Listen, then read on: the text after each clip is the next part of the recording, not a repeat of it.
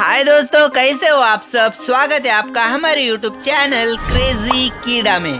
दोस्तों, क्या आपने कभी सोचा है कि अगर चलती ट्रेन का ड्राइवर, जिसे हम लोको पायलट कहते हैं, वो अगर सो जाए तो क्या होगा।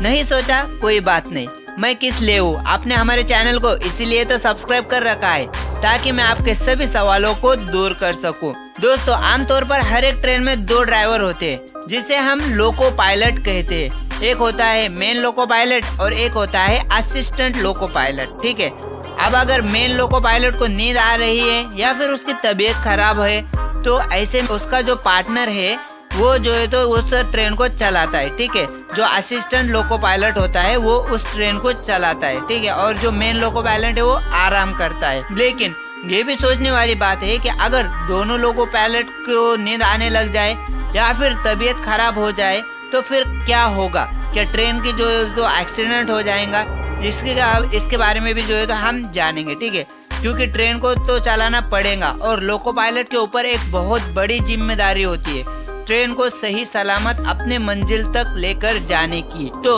अगर बाय चांस दोनों लोको पायलट सो जाते हैं तो क्या होगा। ऐसा ज्यादातर तो होता ही नहीं है, बहुत से कम केसेस में जो है तो ऐसा होता है। ठीक है, अगर दोनों लोको पायलट सो भी जाते हैं तो हमारे ट्रेन को कुछ भी नहीं होगा, क्योंकि ट्रेन में एक सेंसर होता है जिसे हम विजिलेंस कंट्रोल डिवाइस कहते हैं।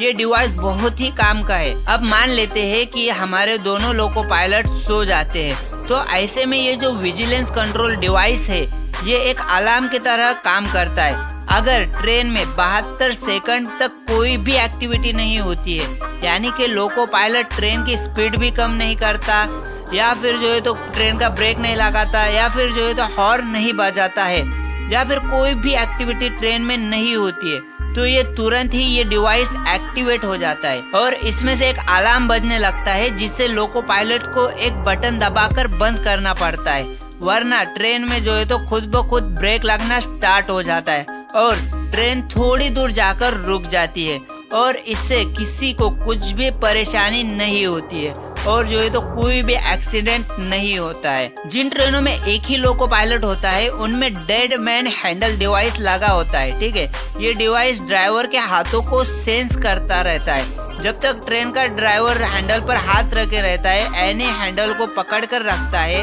तब तक यह नॉर्मल होता है। लेकिन जैसे ही ड्राइवर हैंडल से अपना हाथ हटाता है, यह इमरजेंसी ब्रेक लगना शुरू हो जाता है। ठीक है, जिसकी वजह से अगर ट्रेन का ड्राइवर हैंडल पर हाथ नहीं रखता है तो ट्रेन की कुछ ही दूरी पर जाकर रुक जाएंगी।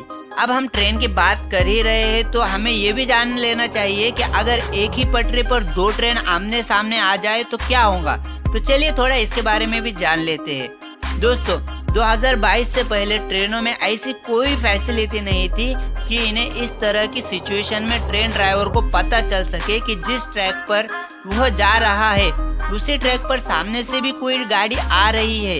इसकी खबर सिर्फ स्टेशन मास्टर के पास ही होती थी, जिसे दोनों लोको पायलट के पास पहुंचाने में थोड़ा वक्त लगता था, जिसकी वजह से आमतौर पर ऐसी सिचुएशन बनने पर एक्सीडेंट हो ही जाता था।